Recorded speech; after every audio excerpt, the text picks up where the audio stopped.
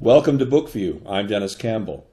Now, as a journalist, I tend to live in the non-fiction world, but every so often a book crosses over and onto my radar screen from a semi-autobiography, more fictitious novel world. Passion and the Louis Has Landed series of books did just that. Now, the author, Kevin Swarbrick, was born in Salford, Manchester. This is the place that much of the BBC News and Entertainment division now call home here in the UK. Now, Kevin is a true Mancusian. His writing is powerful and rough, much like the Northern England industrial city from which he hails. He only began writing about 3 years ago, and in January of 2012 self-published The Louis Has Landed, The Early Days book, and then in February, Louis Has Landed, The Second Encounter. Now, what is fascinating is that this semi-autobiographical tale was written from a bloke's point of view, rare in the jilted lover genre. And without tipping the scale too much and letting you know, no spoiler alerts needed here, we see the spectrum of his personal pain through what at times is brilliant dialogue.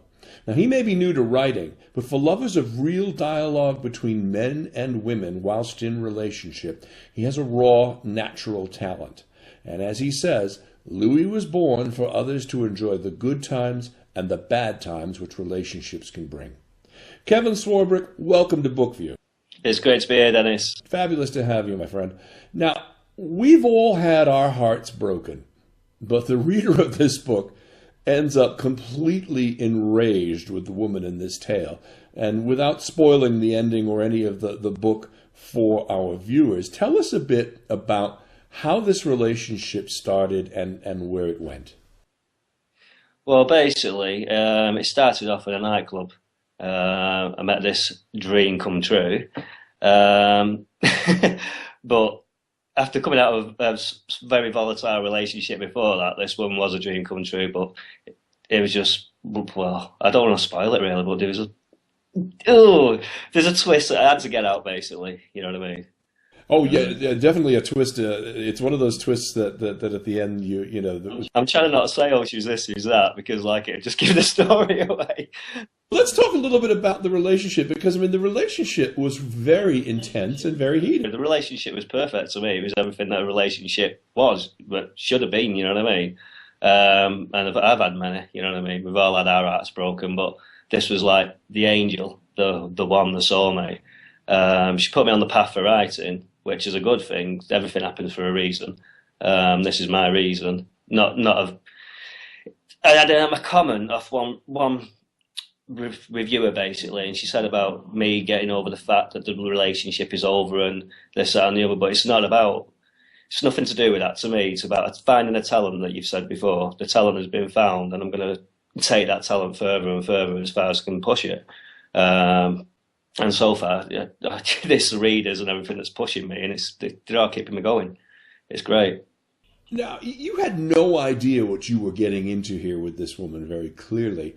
Yet, as you read this story, there's so many times I found myself actually screaming at Louis, and in essence you, for his somewhat laissez-faire attitude. It was like a thriller, you know, where you're screaming at the telly saying, no, don't go there alone.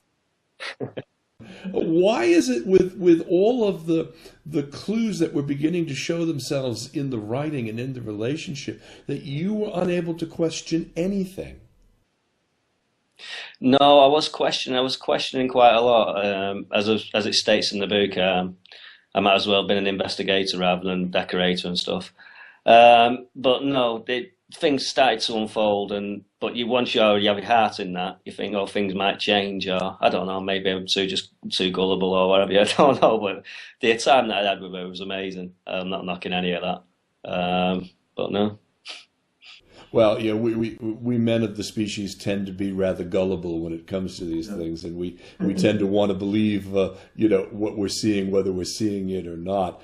Now you said in one of the things I read that you knew you had a story that was just crying to come out of you, and you told those stories the way they were without the fear of what critics and other people would think of yourself.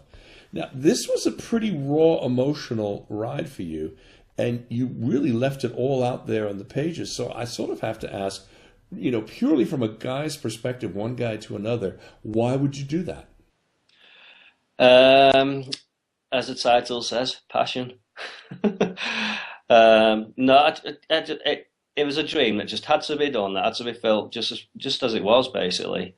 And I kept a promise to write, and obviously I'm fulfilling that promise, and I'm a man of my word. So no, I wasn't bothered. I wasn't bothered what anybody thought or whatever. For me, this was a whole new path, the whole writing experience. This whole new journey was just a new journey, you know. You talk about passion and the passion of the relationship and the passion for writing. And you said that once you started writing, you couldn't stop, and that your writing itself became a passion and a gift you never knew you had. At what point in all of this did you know that this is what you were meant to do, to tell this story? I'd have to actually say it's been the support behind me. You good friends out there on the internet and that. It's actually Twitter that's brought me. You know, I've met you through Twitter. You're a huge inspiration as well. There's many people out there have pushed me and pushed me and pushed me forward that have spotted a talent that I didn't think was there. You know what I mean? I knew there was something there, but not the way it's took off. But no, I'm not going to let anybody down. You know, one of the hardest things for a lot of writers to do from the very beginning is to put together realistic dialogue, and this is one thing I know I've shared with you as a not as a note to sort of say that, you know, you have this talent and ability to capture the dialogue of the moment that very few writers have. How did you, was this something that played out in your head, or were these words that were actually said? How did you create the dialogue that became this book? The actual words are already there in my head. So I've had many ups and downs all my life, so, and I'm not one to forget things, unfortunately. So yeah, the dialogue just came out naturally. That's just there. Is this dialogue that actually occurred between you and? Yeah.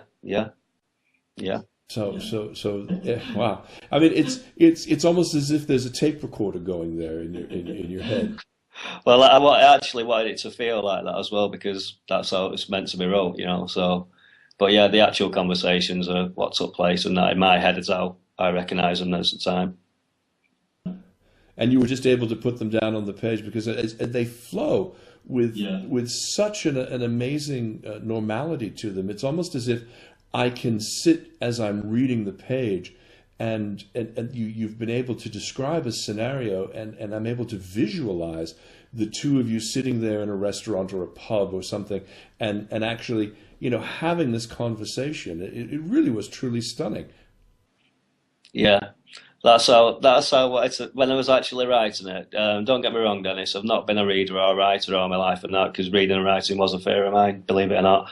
Bottom grades at school, and not the education that I did want. You know what I mean? A lot of family problems back then, but anyway, it's brought me here now, and I'm facing them fears and tackling everything. But yeah, if for me at the time, if it wasn't real enough to be put down, if it wasn't getting my interest, and I didn't think it would get the reader's interest, and obviously it's worked.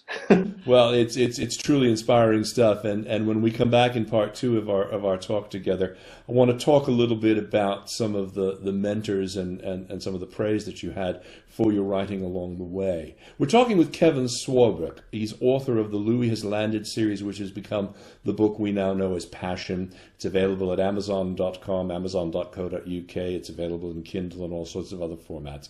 We'll be back with Book View Part 2 after this.